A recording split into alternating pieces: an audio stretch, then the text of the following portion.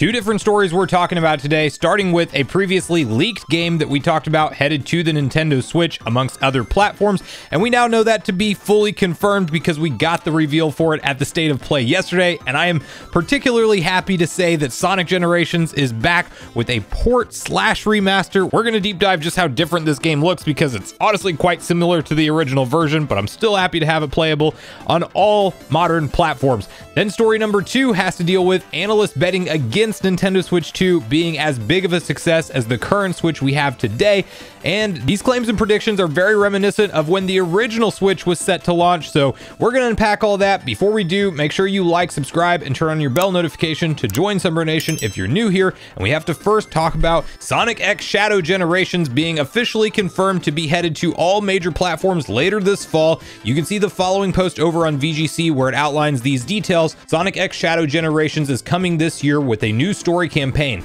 The update of the 2011 platformer will release this autumn. The new version of the game, which as its name suggests feature new content starring Shadow, is set to release this autumn for consoles and PC. Sonic Generations sees Sonic and friends team up with their alternative selves, with the game playing out across two styles of gameplay: classic, which is mostly side-scrolling, and modern, which is 3D levels. Play as Shadow the Hedgehog in a brand new story campaign featuring never-before-seen powers and abilities that prove why he's known as the ultimate life form, Sega said. Sonic X Shadow Generations also includes a complete remaster of the classic hit Sonic Generations, featuring newly remastered versions of iconic 2D and 3D stages with upgraded visuals and new bonus content. Sonic X Shadow Generations is coming to PS5 and PS4, Xbox One, Xbox Series X and S, Nintendo Switch, Steam, and Epic in autumn 2024.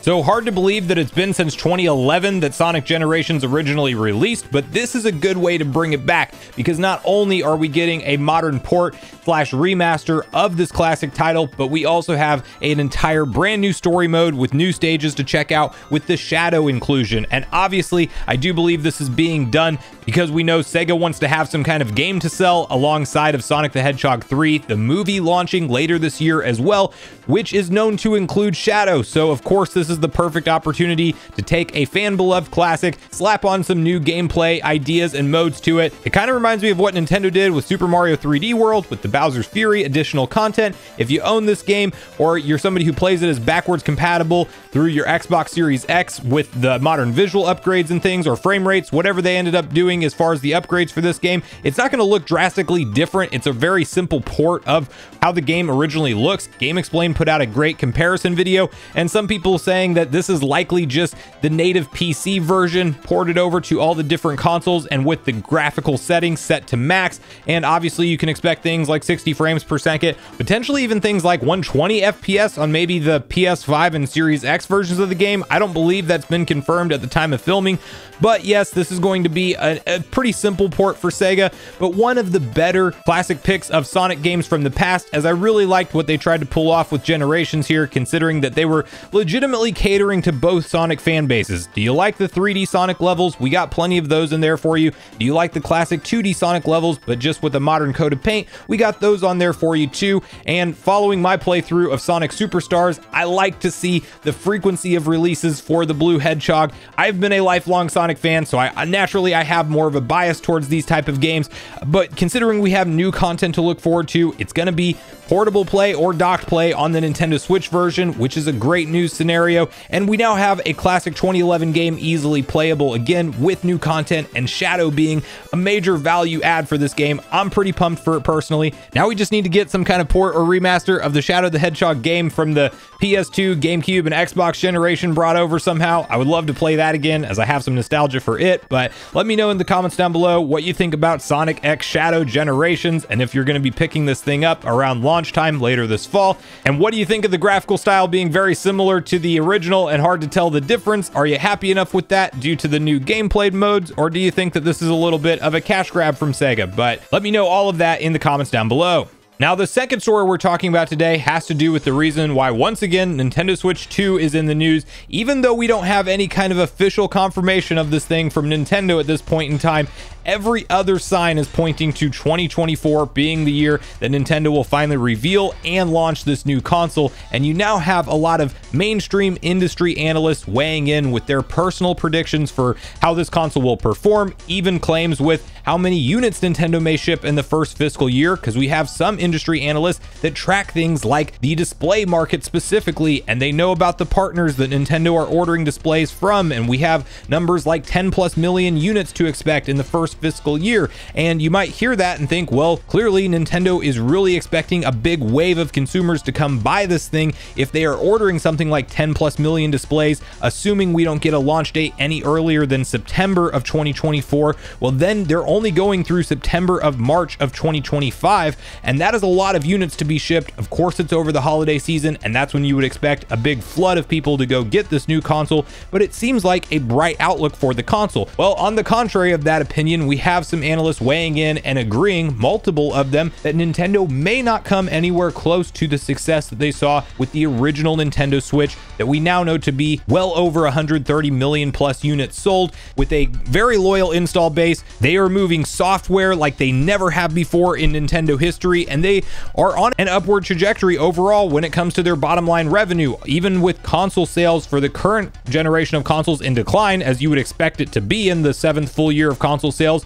They're still doing incredibly well in the other aspects of the business, but that big question remains: can Nintendo break their curse, if you will, of them basically launching a very successful console and then seeing a stark dip in the follow-up console? You look at things like the DS to the 3DS. 3DS was still successful overall in hindsight, but it definitely sold far less units than what the DS did. And are we going to repeat a situation like that? Or God forbid, are we going to be talking about a drop off like the Wii to the Wii U, which I definitely don't think will happen, but that is yet another blemish on Nintendo's history of launching consoles, where they had a 100+ million unit seller and then turn around and finish out the Wii U generation with just over 13 million units sold.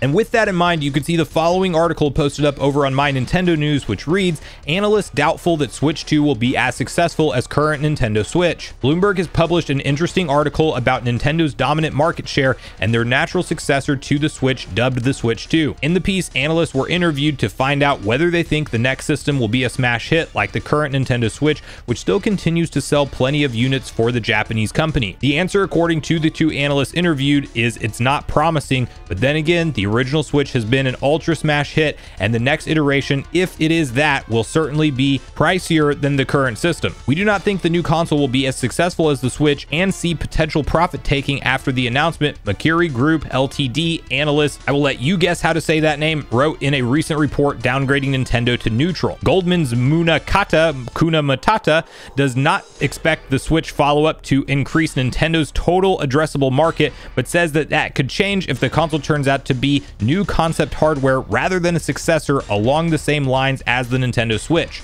Now, it's that last line we just read together that I really want to focus in on and share my 2 cents and my perspective on it, because it's really quite differing from how the analysts see the market. And of course, you have to first have the conversation that when the Nintendo Switch originally launched, as we were walking into that period for Nintendo, analysts widely expected this thing to fail. Granted, we did have a very underwhelming failure of a home console, which was the Wii U, when it comes to its commercial success. I think everybody can agree on that particular point. So yes, you could bet against Nintendo easily back then and say they likely would not be anywhere near the levels of success that we've seen them reach with the Switch. So that's one thing. Analysts don't always get this kind of stuff right. Also, they are claiming that Nintendo needs to do something drastically different than what the Switch is and come up with some kind of brand new gimmick or idea in order to have some kind of repeat success where they sell 130 or 40+ million units over the life cycle of this successor console. And that's where I strongly disagree, because I think that Nintendo actually has the winning formula figured out with the hybrid console. Gamers have really flocked to that. If you haven't noticed, the convenience of having a console that you can just throw into sleep mode at any time, and it's kind of always on because it has a battery power to it. As long as you don't let it completely die, you can resume your games very easily. You can play something on the TV, pick it up and take it on the go. And of course, all of first-party Nintendo games have that massive support that we see from Nintendo, because that is the flagship platform that they are supporting. Well, if we get something that's more powerful console, and people are now more warmed up to the idea of hybrid gameplay than ever before, and we have major third-party releases also coming out in addition to a banger lineup of first-party Nintendo games. There's not a reason that I can see that they can't capitalize more within the existing gamers marketplace and all of the brand new gamers that are growing up and becoming gamers as we speak. I actually think it would be quite a big misstep for Nintendo to go try to reinvent the wheel again and give us some wacky new gameplay mode or gameplay idea that they try to force all of their new games into, kind of like we saw them do with the Wii generation, which obviously worked out for them with motion-based gaming. But if they did something kind of crazy like that to reinvent the wheel, that's where I could see them failing. But I don't see them failing if they just give us a more powerful, more capable Nintendo Switch hybrid console that has far more third-party and current console generation support than we've seen for the current Nintendo Switch today. When we talk about things like the 10-year Call of Duty Microsoft Activision Blizzard deal being in effect, where Call of Duty's coming to Nintendo platforms for the next 10 years guaranteed, and they now have access to that massive market of COD players that might actually